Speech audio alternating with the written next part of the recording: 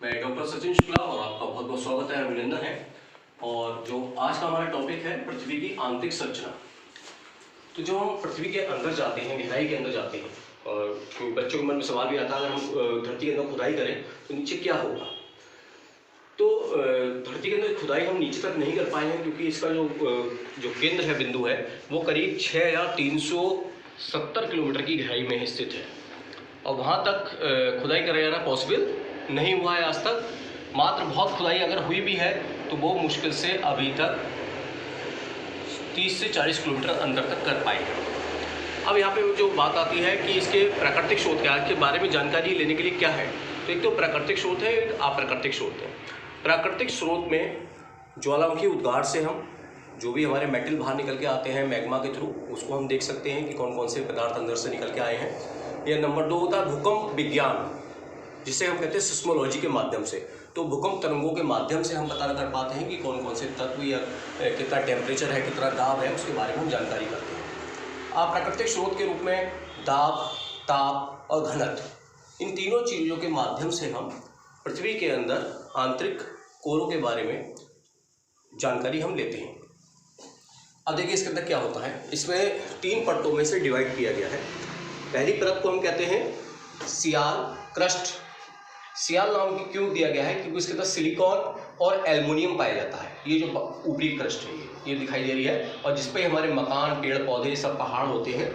तो ये हमारे कहलाता है सियाल क्रस्ट। क्रस्ट का निर्माण सिलिका और एल्युमिनियम से हुआ है। इस परत को सियाल कहते हैं और इस परत को लिथोस्फीयर भी कहते हैं। तो आप देख सकते हैं क्रस्ट, और इस पे जो घनत्व होता है वो होता है 2.75 से 2.90 ग्राम प्रति सेंटीमीटर क्यूब तक होता है। और ये पृथ्वी के जो ऊपरी परत से लेकर 34 किलोमीटर तक गहराई तक होता है। इसका क्षेत्र लगभग 34 किलोमीटर गहराई तक। इसे आप यहाँ पे भी देख सकते हैं, ये पृथ्वी का भाग है और इस टुकड़े को ही हमने यहाँ दिखाया है इसको। तो यहाँ आप देख सकते हैं कि जो ऊपरी भाग है, जिसे 34 किलोमीटर हमने बताया है क्रस्ट, इसे हम भूपट्टी भी बोलते हैं। इसके ठीक जस्ट नीचे हमारा भाग कहलाता है, जिसे हम कहते हैं मेंटल। इसे हम सीमा कहते हैं। सीमा क्यों कहते हैं? क्योंकि इस परत को हम सीमा कहते हैं क्योंकि इसके अंदर सिलिकॉन, SI का मतलब सिलिकॉन हो गया, और मैग्नीशियम।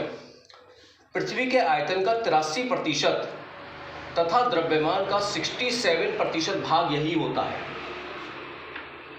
जो पृथ्वी का आयतन है उसका 83% भाग यही होता है, जिसे हम कहते हैं मेटल। और मेटल के अंदर आपको बताया था सीमा नाम है, यानी कि इसके अंदर सिलिका और मैग्नीशियम पाया जाता है। इस परत को पाइरोस्फीयर भी कहते हैं। पाइरोस्फीयर भी कहते हैं और इसलिए व्हाइट ऑफ द अर्थ भी कहा जाता है इस परत को। जैसे जैसे हम पृथ्वी के नीचे जाते हैं, घनत्व, ताप और दाब बढ़ता जाता है। यानी जैसे जैसे हम गहराई में जाते जाएंगे, तो देखिए अब जब यहाँ पे गहराई में हम पहुंच गए हैं, तो जब हम मेटल वाली परत पे पहुंच गए हैं, तो यहाँ पे जो घनत्व होता है 2.90 से 4.75 तक होता है, ग्राम प्रति सेंटीमीटर क्यूब तक होता है। और इसकी गहराई 34 से लेकर 2900 किलोमीटर तक होती है। ये आप देख सकते हैं चित्र के माध्यम से। और ये किससे बना होता है? सिलिकॉन और मैग्नीशियम से। जब और नीचे हम जाते हैं तो ये भाग पूरा हमारा क्या कहलाता है? कोर कहलाता है ये भाग। और इसके अंदर बाहरी भाग को, जो 2900 से 5120 किलोमीटर तक होता है, इस भाग को हम कहते हैं बाह्य कोर। और 5120 से 6378 या 6370 किलोमीटर तक पृथ्वी के केंद्र तक का जो भाग होता है उसे हम आंतरिक कोर कहते हैं। इसे हम नाम देते हैं निफे। निफे नाम क्यों दिया है? क्योंकि इसके अंदर Ni निकिल और फेरस यानी आयरन इसके अंदर पाया जाता है। इसके अंदर जो हमने दो इसे कोरों में बांटा है, इसे बकायदा बाह्य कोर और आंतरिक कोर। तो बाह्य कोर में जो मेटल होते हैं वो द्रव अवस्था में होते हैं, लिक्विड फॉर्म में होते हैं। और आंतरिक कोर में क्योंकि नीचे हम जैसे जैसे जाते आ रहे हैं तो ताप की अपेक्षा दाब बहुत ज़्यादा बढ़ता जाता है, और जब दाब ज़्यादा बढ़ता है तो जो भी इसके अंदर मेटल होते हैं वो ठोस फॉर्म में हो जाते हैं। नीचे देख सकते हैं आप ठोस अवस्था में। इस परत का निर्माण मुख्य रूप से निकिल और लोहे से हुआ है, इसलिए इसे निफे परत कहते हैं। पृथ्वी के अंदर जाने पर तापमान से ज़्यादा दाब अधिक होता है। इसी वजह से पृथ्वी का कोर ठोस अवस्था में देख सकते हैं आप, ये बिल्कुल ठोस अवस्था में है कोर इसका, ये जिसको हमने इधर दर्शाया था। इस परत को बैरिस्फीयर भी कहा जाता है। अब देखिए, इसको भी दो भागों में बांटा था हमने, 2900 से लेके 6378 किलोमीटर तक की दूरी को हमने किस में बांटा था, निफे में।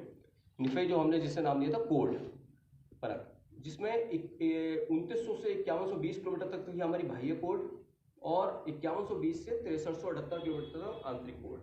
और यहाँ पे घनत्व और बढ़ जाता है, यहाँ से 11 से 13 ग्राम सेंटीमीटर पर क्यूब तक हो जाता है यहाँ पर, जिसे आपने बहुत अच्छी तरह देखा है। अब देखिए, इनके भी नाम दिए जाते हैं, जैसे ये क्रस्ट वाली है और ये मेंटल वाली परत है, तो इन दोनों परत के बीच को जो विभाजन करती है रेखा, उस रेखा को हम कहते हैं मोहो डिसकंटिन्यूटी। क्या कहते हैं? मोहो डिसकंटिन्यूटी। ऐसे ही मेंटल और कोड जो परत को जो विभाजित करती है रेखा, देखिए ये वाली रेखा, ये मेंटल वाला भाग है, ये आंतरिक कोड वाला भाग है, ये सब कोड वाला।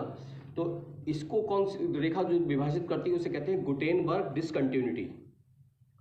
और ऐसे ही बाह्य कोड और आंतरिक कोड को भी दो भागों में बांटा गया है, कोड को, बाह्य कोड और आंतरिक कोड। इसको जो रेखा डिवाइड करती है, जो 5120 किलोमीटर की दूरी पे होती है, इसे हम कहते हैं लेमन डिसकंटिन्यूटी। अब कंपटीशन में यह हमारे कौन कौन से क्वेश्चन पूछे जा सकते हैं कि परत को हमने कितने भागों में विभाजित किया, तो आप सीधे सीधे बता सकते हैं कि परत को हमने 3 भागों में विभाजित करते हैं। पहली परत क्रस्ट, जिसे हम सियाल कहते हैं, दूसरी परत मेंटल, जिसे हम सीमा कहते हैं, और तीसरी परत हमारी कोड है, जिसे हम निफे कहते हैं। और इसके अंदर कौन कौन से मेटल पाए जाते हैं वो आपको हमने अभी बताया है। तो इस प्रकार से हमने पृथ्वी की आंतरिक संरचना के बारे में हमने जाना है। मैं डॉक्टर सचिन शुक्ला, मुरादाबाद। धन्यवाद।